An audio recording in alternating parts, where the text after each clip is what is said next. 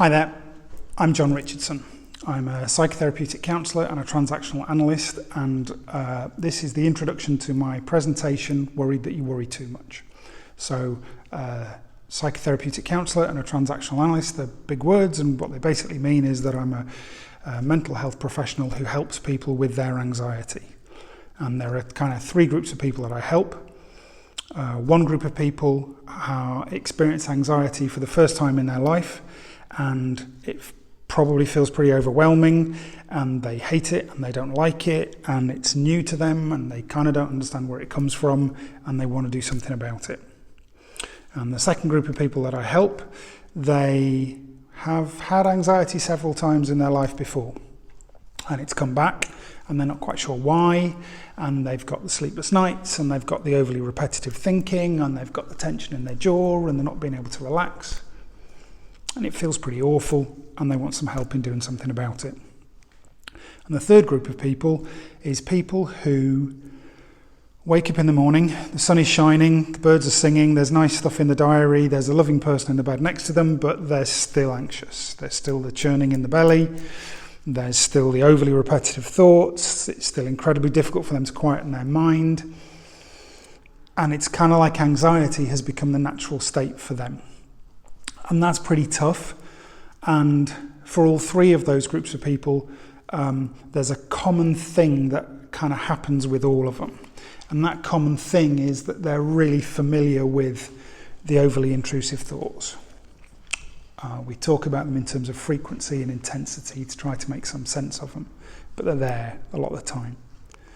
They're really familiar with the physical stimulation and the agitation that comes with anxiety, that tenseness, that tension, that furrowed brow, the clenched jaw, the headaches, the difficulty switching off, the difficulty sleeping, that sort of stuff. In the short term, all three groups of these people are really conscious of their anxiety having the potential to be overwhelming, like it kind of fills them up from the inside. And in the long term, they're all very familiar with the notion that it's really tiring. It's exhausting over a long period of time. And it takes its toll as well if it's not unchecked. And the thing about all these three different groups of people who know this experience of anxiety so well is that they all have another thing in common. They've got no idea where it comes from or what to do with it. And that's what this presentation is about.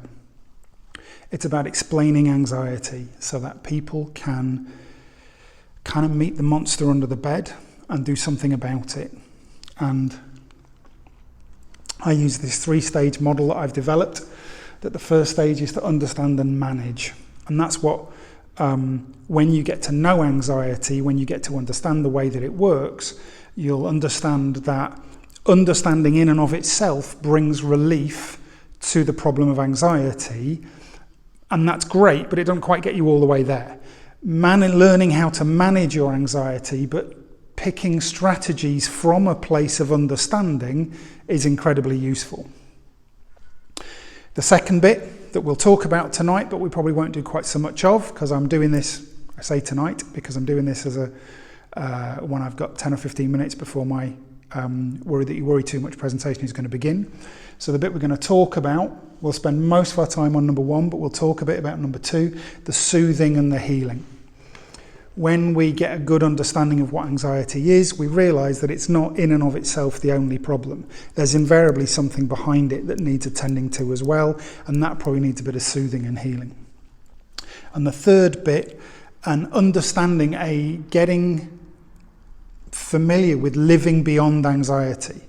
People, particularly in that third group of the three different types of people that I spoke about when we first started this, they have had it all their lives, or for such a long time now that they kind of can't remember what it was like without it. So to talk about what we do and to work out who you are without it when we get shot of it is a really important part of the process. And that's kind of what we cover tonight. So if that sounds of interest to you, maybe you'd like to come along, give it a try for yourself. It's free.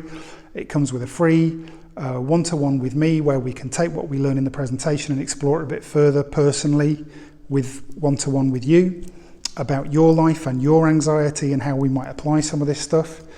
So if all of that sounds interesting, take a ticket, come along, see what we've got to offer.